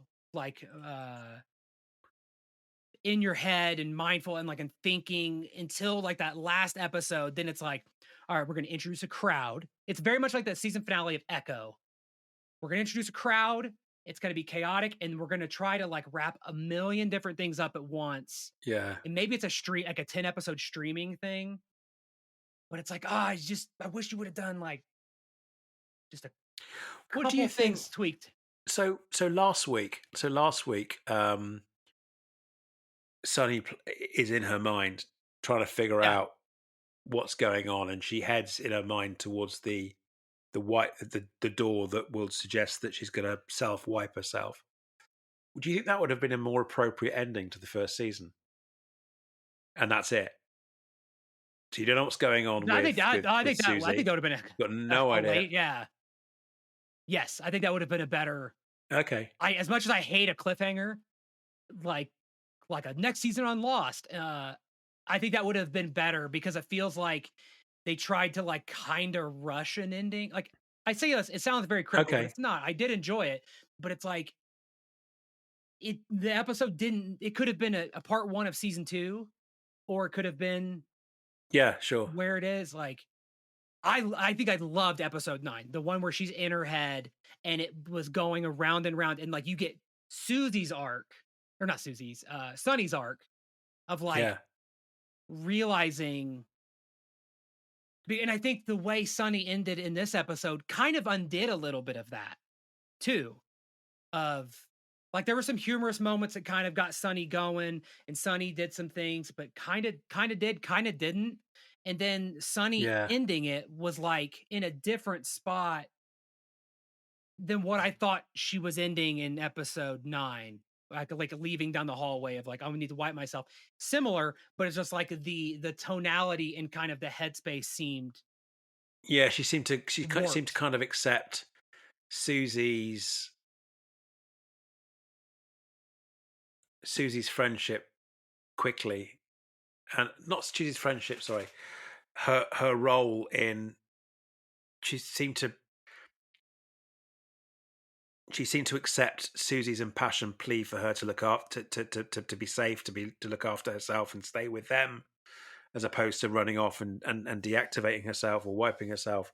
She seemed to accept that rather quickly, which is somewhat counter to the turmoil that she's putting herself through the previous week. So yeah, I get what you're saying. I just kind of loved it. I kind of Yeah. I can't I'm lapping it up, and I think it's such a clever program, and the fact that Mhm. where it's set, the fact that a good 70% of the whole thing is in Japanese. Um, Having a Western, lead, I think is smart. And she's extraordinarily good in this, and it creates that kind of, how can I put this? Certainly, living in the West, it having her as the hero, as our hero, you're living all of this through her eyes. You're experiencing an Yeah. awful lot of what's going on through her eyes, which may well seem strange, but it's not because of the time that it's set. In the near future. It's not because of the technology that's being applied. It's because it's a very very different culture as well. And I think that's so fascinating. I find all of that so fascinating that that is probably more of the appeal than the actual storyline itself. Let me ask you a The question. Do you think her husband's still alive? Do you think Masa's still alive? I was getting ready to ask that. Before I admit to that, I want to add to your point a second ago. As much as I talk about her character not being like the most likable individual, which Yeah. is a comment about the character, not necessarily about me liking the show or liking her character. She's just not that much of a likable person. But that I think is the genius, adding to your previous point of like Rashida Jones is acting like this is god tier acting, where it's like it's not an actor being unlikable. She is playing a character who is just struggling, and she play it's like I've never really you don't really see this kind of character being portrayed very often. It was just like she seems real. Well, It's I was about, it's just thank it's you. incredible. You just took the words out of my mouth. She seems real. I was about to say she seems because she's normal. She's like the rest Yeah, of us. She's got her she's got her faults. She's got her issues. She's not a hero. A yeah. hero is a She didn't stereotype. A do the hero right is not thing every time. It's like, a yeah, hero is not normal. We've all made mistakes. We've always been some of us, we have been assholes sometimes when we don't, even when we don't mean to be. When we're a little mhm, bit self-indulgent, when we need a little bit more self-reflection, when we're being selfish, and we all can be selfish. When we've all been not the best of friends to people, I can certainly put my hand up and say I've been that person as well sometimes, and that's why, for two reasons, as I've already said, is that she's living in Kyoto, she's living in Japan, she's an awful lot of what seems strange to her is the culture. It's nothing to do with the set. It's nothing to do with the time period or the technology. As I said, the yeah, technology, and we're living vicariously through her. And the second point is that, to your point, is that she does have issues. She does have, like the rest of us. We all have issues. Everyone has a story. I believe in everyone having a story of some kind or another, where we haven't been up, when we haven't turned up as our best. And yeah. that's what I love about this program, is that it's not, yeah, she's an asshole, but we're all assholes. Yeah, She and can be a if she acted that self. way in the US or in like in like London and anywhere over there, Yeah, she'd yeah, get the reaction that she's looking for.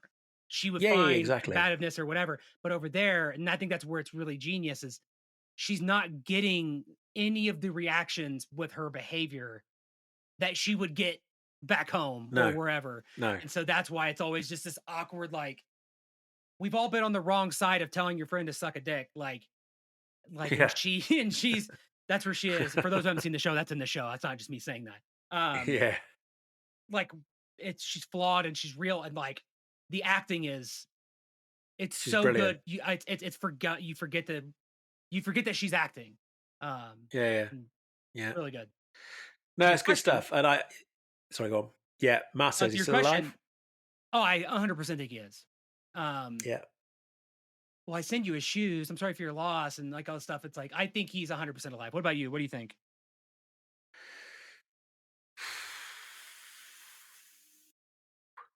Yes, I think he's alive. I think it would be a waste. Um, and if he's not, I hope it's a damn good story. I hope it's rather than a. Is he? Is he? Is he really? Is he really? Is he really? Oh yeah, he is. He really is. It's actually that would kind of like, well, you had an opportunity there. You had an olive branch there to really entice people in and have them asking questions, only for it to be what It we gives what me we've been. video game vibes. If exactly if it's what we're being told and not something more intriguing, I'd be a bit disappointed. I'm not going to lie. To me, it feels very video game esque. It's like, oh, I've built my crew.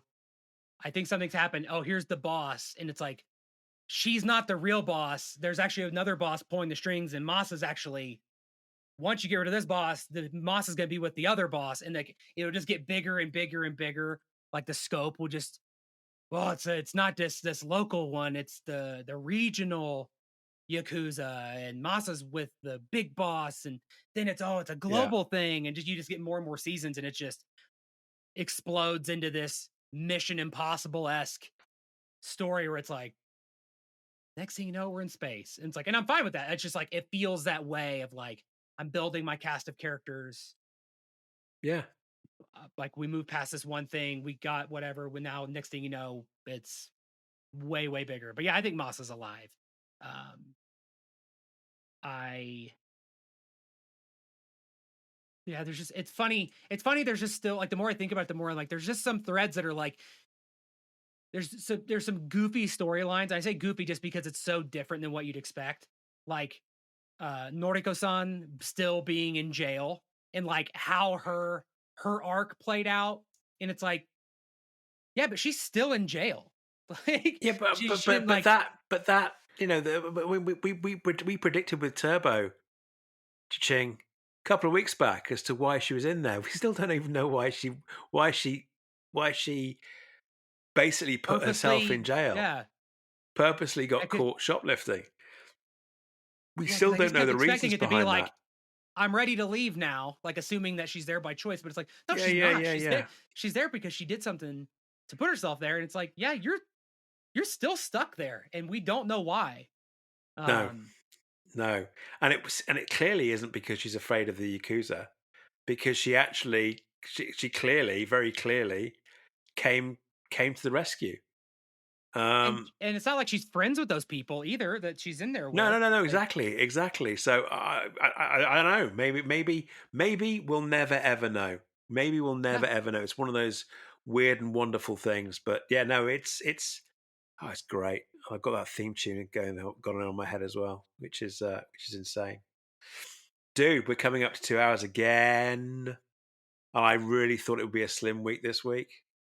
we always do. Um, well, so the good news is, and I don't want to give anything away, but it's looking likely that something that we've been trying to work on for quite a while now may well be coming to fruition the next week or so. So watch this space, folks. For those of you that enjoy our shtick, we hope to be having a bit of fun with two extremely important guests in the foreseeable future. It's just taken a while to align the stars and make sure that we can all do it at the same time. So, looking forward to that, and hopefully I can lock that down in the next couple of hours or so, which will be super awesome. Send your But in the predictions of who you meantime, think those people will be to our email, and we'll see how right or wrong you are. yeah, yeah. It's Madison and Lucy. It's going to be a banger of an episode. Yeah, it's going to be great. And another thing, he does this, and another thing, he does that. No, it's not going to be that. Guys, thank you very much for listening as usual. Really appreciate your time.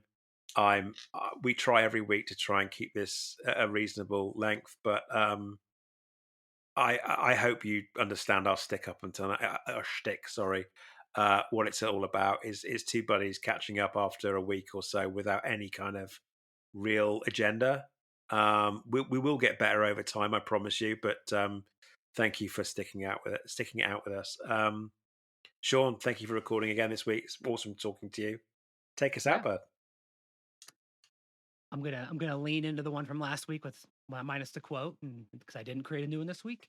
We really appreciate you spending your time with us. If you liked what you heard, make sure to subscribe and leave us a review. Don't forget to check out our website at justchillin.com for more awesome content and ways to connect with us. My going away tidbit this week is going. I was debating whether it should be don't feed your guinea pigs too many carrots, but that was really meant for last week when we were talking about guinea pigs. So this week it's going to be just so you know, your employer can see what you put in private messages if they want to. So just keep that in mind. With that, I'm Sean, and it's been fun. Thank you again. And don't forget, folks, that each day provides its own gifts. Good night now. Bye.